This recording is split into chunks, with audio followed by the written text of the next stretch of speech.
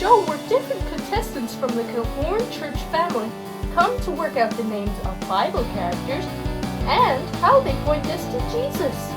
We have a new guest today, so let's see who it is. Hello and welcome to my gospel game show. What is your name and where are you from? My name is Alistair Donaldson and I live in Derry Lynn, County Fermanagh. And from 2010 to 2012, I was a ministry apprentice at Kilhorn under the guidance of Reverend Bill Press. Excellent. Well, I'm sure all of the boys and girls at home would love to get to know you some more, so let's play a quick game to learn more about you. Would you rather be incredibly funny or incredibly smart? Well, Ziggy, laughter can be great medicine, so I would say incredibly funny. Would you rather complete a project by yourself or in a group? Now, that depends who the group is. Ha ha ha ha. I'm only joking. No, man was not made to be an island, so I would have to say a group. Well, that is just excellent. But as you know, you aren't here to just answer these questions. You are here to compete on my gospel game show. Listen very carefully as I tell you this story and see if you can work out which Bible character I am talking about. Boys and girls at home, see if you can guess quicker than Alistair. For this story, we need to go back to the book of Genesis, chapter 25 in the Old Testament. Because this story is from the Bible, which is God's word, we know that it is true and it really happened. Our character was one of two twins. His brother was called Esau. Even though they were twins, Esau was born first, and so he was called the firstborn son. Our character was born second, but not by much. In fact, he was holding on to his brother's heel. As our character's brother grew up, he loved to do things outside and hunt for animals. Our character was more of a quieter brother. He liked to stay inside, doing jobs like cooking. Their father Isaac liked Esau better, but their mother Rebecca liked our character better. Many years passed, and Isaac, their father, became an old man. He called for his firstborn son, Esau, to come and see him, and he said, Esau, I am old. I can't see very well, and I don't know how much longer I will be here. Go and get me something to eat, and make sure you cook it just the way I like it. Then I will give you the blessing that belongs to the firstborn son. The blessing of the firstborn son was a big deal because it meant that the oldest son Esau would get all that the father had, his land, his animals, and other things, much more than our character. Our character's mother rushed and told our character that his dad was about to give Esau this blessing. She told our character to go out and get 2 goats, and I will make your father's favorite meal, and your father will bless you instead of Esau. Our character realized that his brother Esau was very hairy, but he was not. He said if his father touched his arm, he'd realize that he was trying to trick him and he would get into trouble. So, he went out and did exactly what his mother told him. He covered his arms in goatskin to make him hairy and put on some clothes to make him look like his brother. Our character went into his father and gave him his meal. His father couldn't see very well and asked him to come closer, allowing him to feel his hairy arms.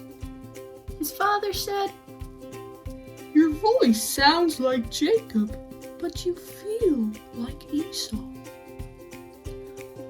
Isaac ate up his meal and then he believed his lies and blessed our character instead of his brother. our character had cheated his brother out of the blessing. Because our character did this, our brother was very angry, and he had to run away and stay with his uncle in a faraway land. Our character went on to take 4 wives, even though he only loved one. Our character's uncle cheated him out of years of his life and made him work so long until he was allowed to marry the girl that he wanted. Eventually, our character returns to his home country, reconciles with his brother, and was renamed Israel by God, and that's where we get the name Israelites, by the way. He went on to have 12 sons, but loved one particularly more than the others. A clear example, if ever needed, of recurring sin. He finally dies in Genesis chapter 49. Ziggy, I think I might know what the name of this character is. It's a bit of a tricky one, especially because he got given a new name, as you said, but I think this character was called Jacob. Am I correct? You are absolutely correct. So, Alistair, could you tell us how this story points to Jesus? Well, firstly, as we learned last week in the story of Adam, God had promised that someone was coming who would defeat our enemy, the devil. We know that this person was Jesus. Jacob was one of the ancestors of Jesus. In the book of Matthew, when we hear about all of Jesus' relatives, Jacob is one of the first names on the list. He was a grandson of Abraham. However, Jacob also did things that were not pleasing to God. He cheated his brother out of his birthright, and he told lies. We also make choices that are not pleasing to God because we are all born with sin. Every single person in the world is born with this problem, as it says in Romans chapter 3, verse 23. Jesus is the only one that can forgive us our sin. Romans 5, verse 8 tells us that Jesus died for our sin. He died to take the punishment for our sin, so that if we ask God to forgive us, he will, and we will be able to spend forever with him in heaven one day. But we all have a choice. We must choose whether or not to accept what Jesus did for us. If you want to be saved, you must pray and tell God that you are sorry for your sin, asking him to forgive you, and believe that Jesus died and rose again to pay the price for your sin. He promises that he will if we ask. Then we can live our whole life for him. That sounds like an amazing decision to make, and all the boys and girls watching at home could make that decision right now. So, Alistair, what do you think we can learn from the story of Jacob? Well, Ziggy, and boys and girls, Jacob's family, the first official Israelites, if you like, because he was given the name Israel. How do I put this? They were a wee bit crazy. I don't know if boys and girls, maybe not you, but certainly your parents, the Dingles in Emmerdale or the Kardashians, they had nothing on these guys. From the moment Jacob was born second to Esau, he was trying to be first. In God's eyes, he was first also. But God didn't want him to cheat or to be hurtful. He just wanted Jacob to trust in him. How he betrays his brother and father points to how Jesus was betrayed by his friend, Judas. Sin has a great habit of getting into our families again and again if we don't trust God. And Jacob, wanting to be first, caused a lot of hurt to everyone in his family, and also caused them to hurt each other. He was a very proud man, and didn't like to listen to God.